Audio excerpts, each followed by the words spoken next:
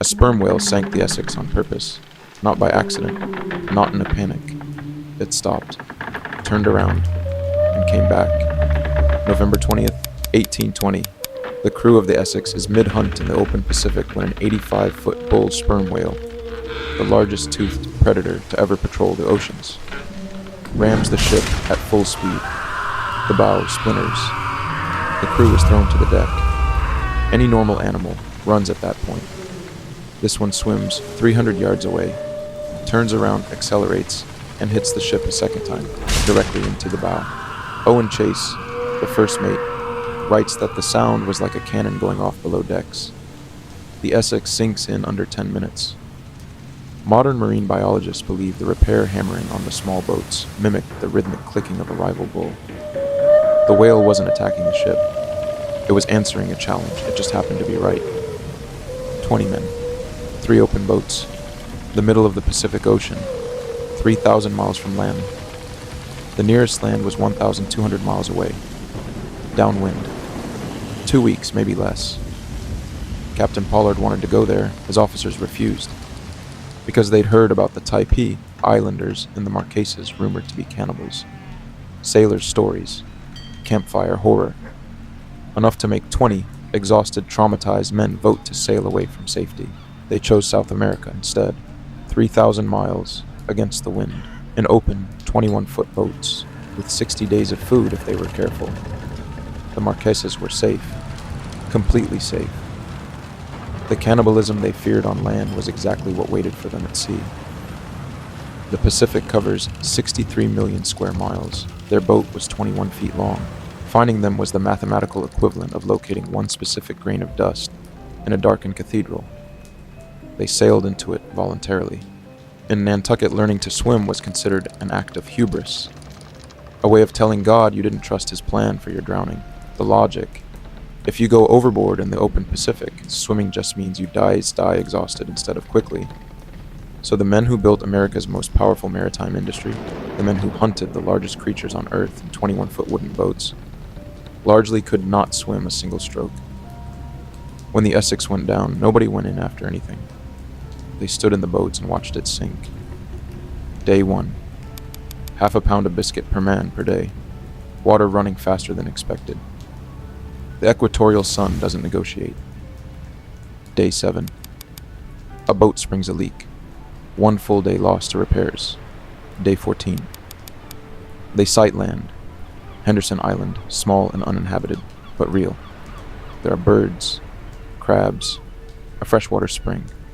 3 men decide to stay. The others push on, convinced they're close enough to South America to make it. The 3 who stay are nearly dead when found months later. Spring dries up, and they survive on raw birds and eggs until a ship finds them by accident. Day 30. The first man dies. Matthew Joy, second mate, ill before they even launched. They slide him over the side of the boat. Nobody speaks for the rest of the day. Then another man dies, and another.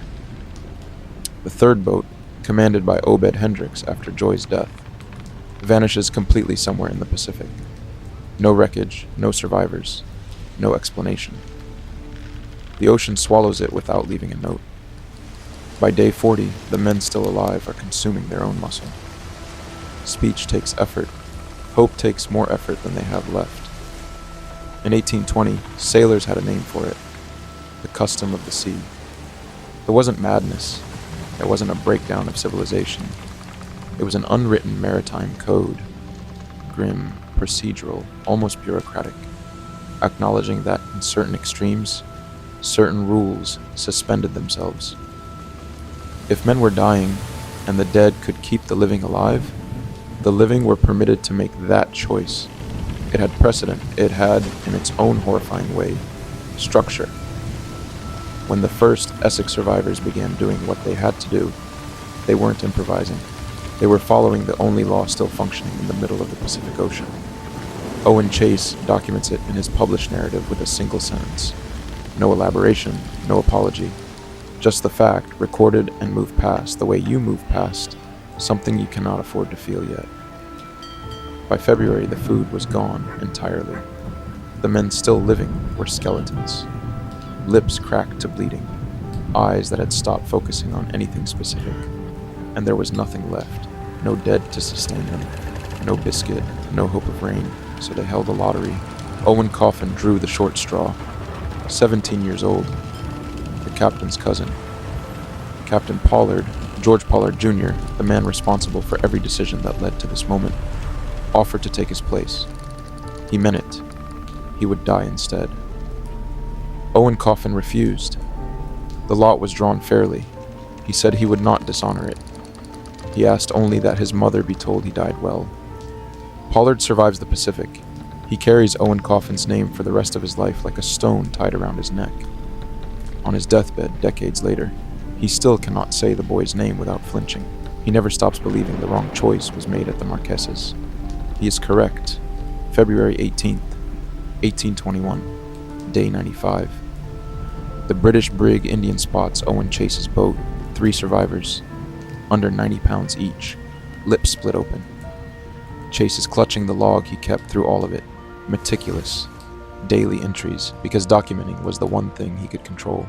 8 days later, the Dauphin finds Pollard. When rescuers climb down into his boat, Pollard is clutching the bones of Owen Coffin. He cannot put them down. They have to help him let go. 8 men survive from 20. 5 from the boats, 3 from Henderson Island. Nantucket closes ranks. The survivors don't talk. The owners don't want publicity. The story is known and not discussed. A wound the community chooses to leave unexamined. Owen Chase publishes a sanitized account, then spends the rest of his life hiding biscuits in his attic, even in good years, even when the pantry is full. His body never believes the hunger is over. His son finds the biscuits after he dies and doesn't know what to make of them. Herman Melville meets George Pollard once, briefly, on the streets of Nantucket. He asks about the Essex. Pollard tells him everything. No drama, no self-pity, just the plain sequence of what happened, delivered by a man who has made his peace with being regarded as cursed. Pollard is the town night watchman by then, too unlucky for any owner to hire after wrecking a second ship on a reef. He walks the dark streets of Nantucket alone, every night, keeping watch over a town that quietly pities him. Melville later writes that what Pollard told him was the most powerful thing anyone had ever said to him in his life. Moby Dick is published in 1851. The whale in Melville's novel survives. The Essex whale was never found either. Of course it wasn't.